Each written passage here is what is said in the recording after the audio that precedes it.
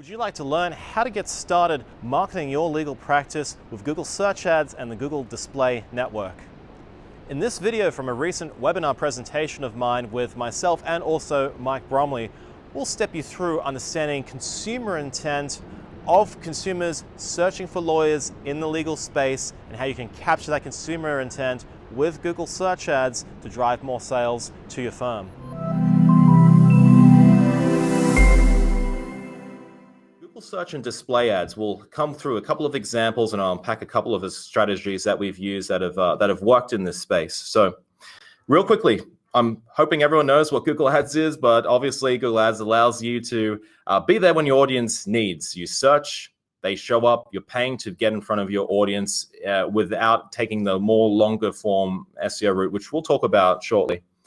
Now, one other thing I wanted to add is display remarketing, which I highly recommend for any law firm that's considering Google Ads to use, because we know that clicks in this space are expensive, and paying $6 per click from a Google ad to your website is, in comparison to other industries, a relatively expensive exercise. We want to be making sure every single click has got the highest potential chance of converting into that inquiry, converting into that potential client. We can do that through Google Display Remarketing, and in cases where your potential customer doesn't take that conversion offer, they don't book that call on your website, then we can use display ads, which, let's say in the example I've got on this slide, is they can jump on to news.com.au. We can see a little, I'm not sure how well you can see it down the bottom there, but there's a little display ad in the bottom corner of a Volkswagen Amarok. A key trick is, if you want to know if you're being retargeted by a display ad, just look for the little blue triangle in the top right-hand corner, and if you didn't realize that, you'll now see this everywhere. Yeah.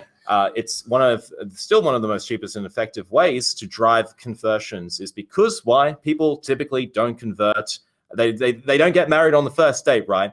You want to be able to informing your customer throughout their decision-making cycle on where they're going to which law firm they're going to work with, which will actually give some examples in the next slide.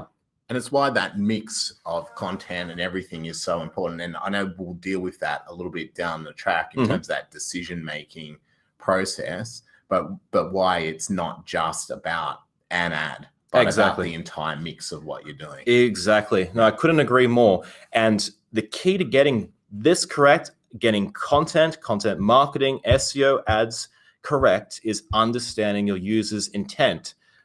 Let's give an example. Okay, so we can look at potential prospective clients in a couple of different ways. They could be, all right, they just caught their husband cheating. They need a divorce right now. Who can help me right now? Which family law firm can help me right now? Work through this with me. Some might be in a bit of a decision-making process. They're not sure. Can they actually afford a lawyer or not? Do they actually need a lawyer? Are they looking at options like self-litigation versus going with a firm? That could be something that they would be considering in.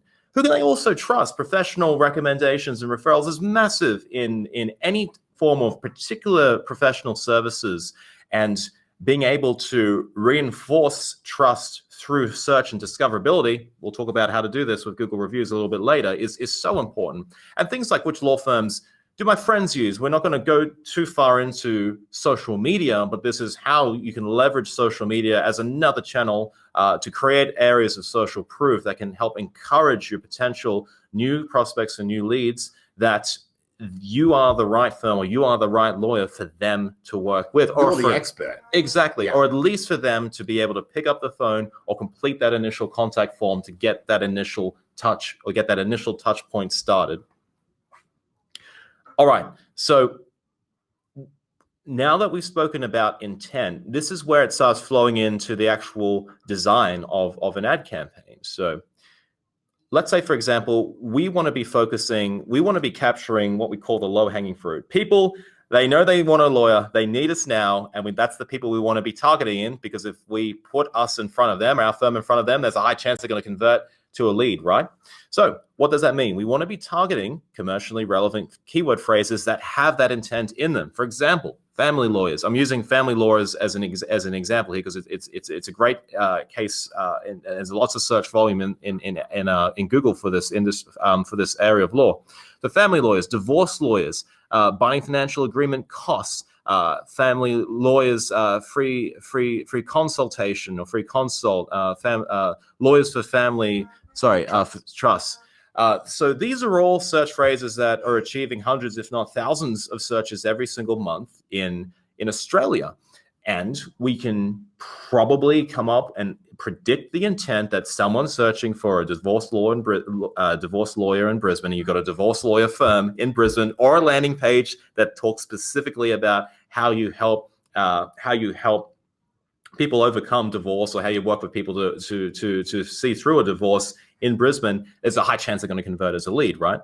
Then if we look on the other side, so if people are in the discovery process, if it's more of a longer form style of law, like for example, commercial law, where it might not mean they need to get a lawyer immediately right now, depending on the service in commercial law, obviously, then you could look at potentially creating ads and even content around keywords that people are using when they're in the discoverability process. So, for example, law firm reviews, best family lawyers, top family lawyers, recommended family lawyers. These are all, again, search phrases that are achieving hundreds and if not thousands of searches per month in Australia. We wouldn't be wanting to send these people to a book a call landing page per se. Maybe we would want to be sending them to a piece of content that does a comparison, or, for example, shows through client testimonials and case studies why, in fact, you are the best law firm in your particular niche in that particular location, right? And in the instance as well, if people actually are not sure if they need a lawyer or not, they could be looking for templates, they could be looking for agreements, and I'm sure you could probably quite quickly and easily whip up something to tell them, hey, this is probably why, regardless of whichever way you take, you should engage a professional lawyer to at least oversee and create and handle this for you, because you never know how much additional cost this is going to cost you if you're just pulling a template off the internet. And I'm definitely not saying that's a good idea at all. Definitely not, right?